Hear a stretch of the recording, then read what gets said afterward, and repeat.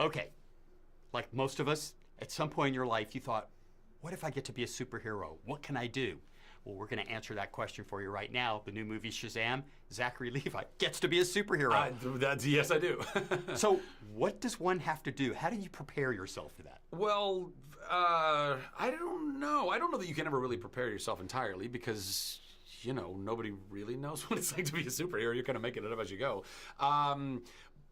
But at the same time, I grew up my whole life, or a lot of my life, reading comic books, knowing superheroes, loving superheroes, and like every child, like you just said, all of us at some point dream that we will be or can be a superhero. So this wish fulfillment for me, this personal bucket list stuff that's happening is so groovy, but all of that helped, to prepare me for this particular role because he's 14 inside. So that you really got to leap down in there as an adult.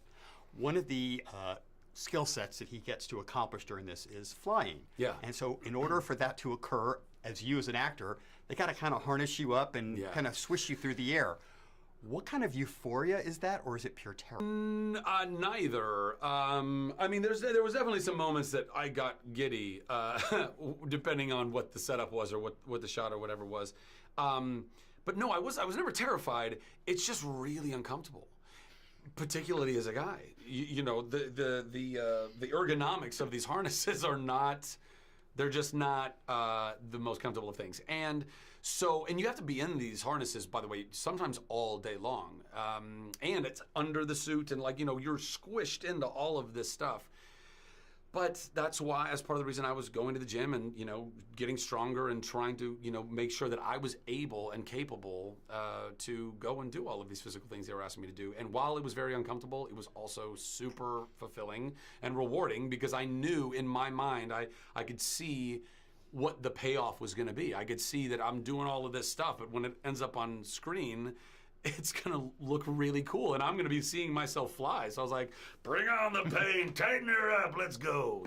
No, it's fascinating watching this movie. It's, in a way, it's the kids who kind of save the day. They're the ones who rationalize things through, and it's some of the adults, especially in the bad parts, that need a life lesson learned. It's not the kids. Yeah. Well, I think if the premise of the movie is 14-year-old foster kid in search of mother gets magic power to say a word and become super version of him while also trying to fit in to a new foster home, right? That's your premise.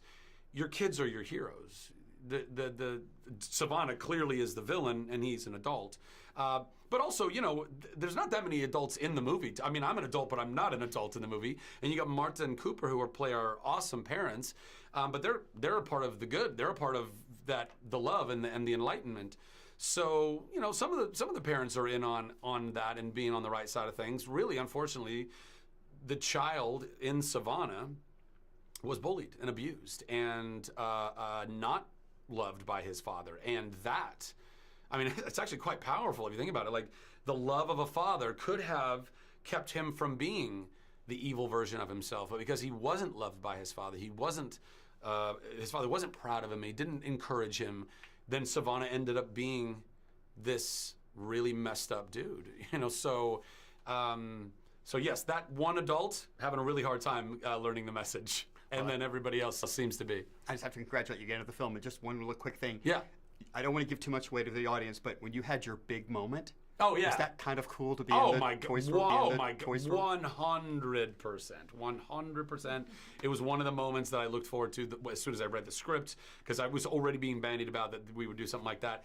And I vividly remember shooting it and thinking, this is that moment. This is so fun. Well, thank you for sharing, Zachary Levi, and this is Scott Orlin. Until next time.